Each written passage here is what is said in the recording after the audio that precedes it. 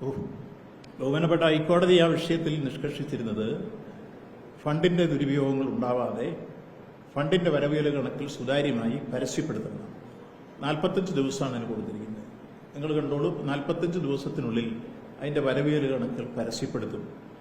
അതിൽ ആ സന്ദർഭത്തിൽ ആദ്യഘട്ടത്തിൽ മുൻകൂട്ടി ദേവസ്വം ബോർഡിന്റെ അക്കൗണ്ട് വഴിയാണ് ഈ സ്പോൺസർമാരുടെ പണവും വരുന്നതെങ്കിൽ മുൻകൂട്ടി അവർ പണം ചിലതിൽ അഡ്വാൻസ് ചെയ്യും.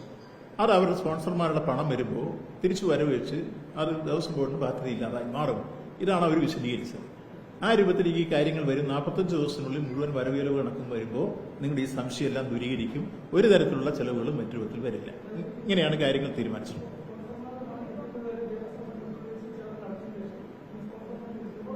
അത് വരവയ്ക്കും, അവിടെ തന്നെ എത്തും, സംശയമൊന്നും. ബാലൻസ് വേണ്ടി ഉണ്ടെങ്കിൽ ദേവസ്വം ബോർഡിനും കൊടുക്കും. ഇങ്ങനെയാണ് ഇല്ല. ഹൈക്കോടതിയോടും ഈ കാര്യങ്ങളെ സംബന്ധിച്ചോളം ഹൈക്കോടതി 45 ദിവസത്തിനുള്ളിൽ വരവേല കണക്ക് സുതാര്യമായി ഇരിക്കണം, അത് പരസ്യപ്പെടുത്തണം എന്ന് തന്നെയാണ് കിടന്നത്. അത് കൃത്യമായി ഹൈക്കോടതി പറഞ്ഞ വാക്കെല്ലാം അതിനകത്ത് പാലിച്ചിട്ടുണ്ട്.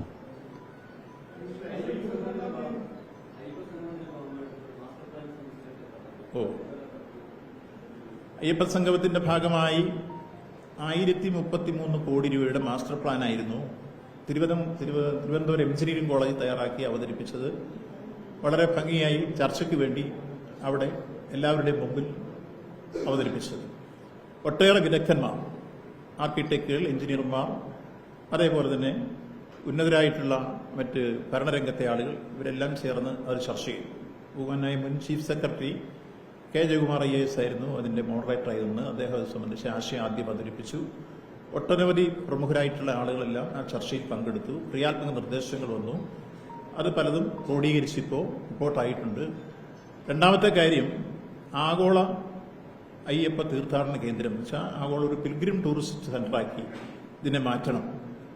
ശബരിമല എല്ലാവർക്കും അറിയാവുന്ന പോലെ തത്വമസി എന്ന സന്ദേശം ലോകത്തിന്റെ മുമ്പിൽ പ്രചരിപ്പിച്ച് കൃത്യമായി ഒരു പിൽഗ്രിം ടൂറിസ്റ്റ് സെന്ററാക്കി മാറ്റി ആഗോള തീർത്ഥാടന കേന്ദ്രമാക്കി മാറ്റുക എന്ന ആത്യന്തിക ലക്ഷ്യം, അതായിരുന്നു രണ്ടാമത്തെ സെഷൻ. അത് പ്രധാനമന്ത്രിയുടെ മുൻ ഉപദേഷ്ടാവും പ്രിൻസിപ്പൽ സെക്രട്ടറിയുമായിരുന്ന TK നായരായിരുന്നു അത് കൈകാര്യം ചെയ്തിരുന്നത്. അതിൽ ഒട്ടനവധി പ്രഗത്ഭന്മാർ പങ്കെടുത്തിരുന്നു. മൂന്നാമത്തെ കാര്യം, അവിടെ എത്തിച്ചേരുന്ന ഭക്തജന പ്രവാഹം എങ്ങനെ ക്രമീകരിച്ച് ക്രൗഡ് മാനേജ്മെന്റ് എന്ന രൂപത്തിൽ മുന്നോട്ട് പോകാൻ ആധുനിക സംവിധാനങ്ങളെ പ്രയോജനപ്പെടുത്താം. ഈ 3 ചർച്ചകളും വളരെ ഫലപ്രദമായി 3 സെഷനിലായി കടന്നു. ഇത് 3ഉം ക്രോഡീകരിച്ച് സമീപ ദിവസങ്ങളിൽ ഇതിന്റെ തെരഞ്ഞെടുക്കപ്പെട്ട കമ്മിറ്റിയുടെ മുമ്പാകെ വന്ന് അത് അംഗീകരിച്ച് ഭാവി പ്രവർത്തനങ്ങളെ സംബന്ധിച്ചുള്ള രൂപരേഖ തയ്യാറാക്കും. അതുകൊണ്ട് ആ അർത്ഥത്തിൽ, എല്ലാ അർത്ഥത്തിലും ആഗോള അയ്യപ്പ സംഗമം പൊതുവിൽ ദേശീയ മാധ്യമങ്ങളൊക്കെ ഒത്തിരിയോ വലിയ രൂപത്തിൽ റിപ്പോർട്ട് ചെയ്ത് കഴിഞ്ഞ ദിവസം ചില മാധ്യമങ്ങളൊക്കെ അത് പ്രസിദ്ധീകരിച്ചിരുന്നു. വലിയ രൂപത്തിൽ ദേശീയ മാധ്യമങ്ങൾ റിപ്പോർട്ട് ചെയ്തൊരു സംഭവമാണ്. ഇത്രയേറെ ദേശീയ മാധ്യമങ്ങൾ റിപ്പോർട്ട് ചെയ്ത ഒരു സംഭവം കേരളത്തിൽ സമീപകാലത്തില്ല. അത്രത്തോളം ആഗോള അയ്യപ്പ സംഗമം വിജയകരമായിരുന്നു. 4126 പേരാണ് പങ്കെടുത്തത്. 182 പേരായിരുന്നു വിദേശത്ത് നിന്ന് പങ്കെടുത്തത്. അതിൽ സംസ്ഥാനത്തിൽ നിന്ന് വെളിയിൽ നിന്ന് പങ്കെടുത്തിരുന്നത് 2125 പേരാണ്. ബാക്കി കേരളത്തിൽ നിന്നാണ്.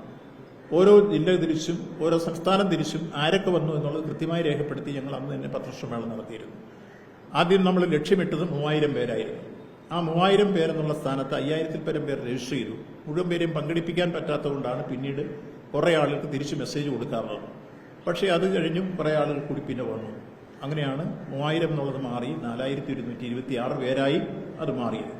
അപ്പോൾ ഈ കാര്യത്തിൽ എല്ലാം കൃത്യമായി അത് ഭംഗിയായി വിജയകരമായി ചിട്ടയോടുകൂടി നടന്നപ്പോൾ കേരളത്തിലെ ബഹുജനങ്ങൾ പൊതുവിൽ ആഗോള അയ്യപ്പ സംഗമത്തെ, അയ്യപ്പ ഭക്തന്മാരുമെല്ലാം ഏറെ സ്വാഗതം ചെയ്യുകയും അതിനെ അഭിനന്ദിക്കുകയും ചെയ്ത പൊതു സാഹചര്യം വളർന്നു വന്നു. ഇതിൽ വിയോജിച്ച് നിന്ന ചില രാഷ്ട്രീയ കൂട്ടങ്ങൾ അത് വിഷമകരമായി വന്നിട്ടുണ്ട്. അതിപ്പോൾ ഞങ്ങൾ വിചാരിച്ചിട്ട് പരിഹരിക്കാൻ കഴിയുന്നൊരു കാര്യമല്ല. യഥാർത്ഥം ഞങ്ങൾ ക്ഷണിച്ചതാണ്.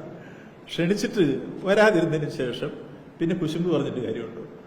അപ്പം അതുകൊണ്ട് ഈ കാര്യത്തിലെല്ലാം കേരളത്തിലെ ഗവൺമെന്റും അതുപോലെ തന്നെ ദേവസ്വം ബോർഡിന്റെ മറ്റ് പൊതു കാര്യങ്ങളെല്ലാം ഇപ്പോൾ ഇടപെടുന്ന ഒരു ശൈലിയിൽ അവർ മാറ്റം വരുത്തണം. ആ മാറ്റം വരുത്തിക്കൊണ്ട് ക്രിയാത്മക പ്രതിപക്ഷമാകണം. ആദ്യം പറഞ്ഞതുപോലെ അന്ധമായി പ്രശ്നങ്ങളെ സമീപിക്കുകയല്ല. വിഴിഞ്ഞം എയർപോർട്ട് നമ്മുടെ പോർട്ട് ഉദ്ഘാടനം ചെയ്തു, ഇന്റർനാഷണൽ പോർട്ട്. എന്തിനാണ് പ്രതിപക്ഷം അത് ബഹിഷ്കരിച്ചത്? നിങ്ങളെല്ലാം വന്നിരുന്നല്ലോ. എത്രയോ കേരളത്തിന്റെ യശസ് വാനോളം ഉയർത്തി കേരളത്തെ അന്താരാഷ്ട്ര നിലവാരത്തിൽ ഉയർത്തിക്കൊണ്ടുവന്ന ഒരു സംഭവമല്ലേ? ഇത്രയും അഭിമാനകരമായൊരു നേട്ടമായിരുന്നെങ്കിൽ എന്തിനാണത് ഉപേക്ഷിക്കുന്നത്?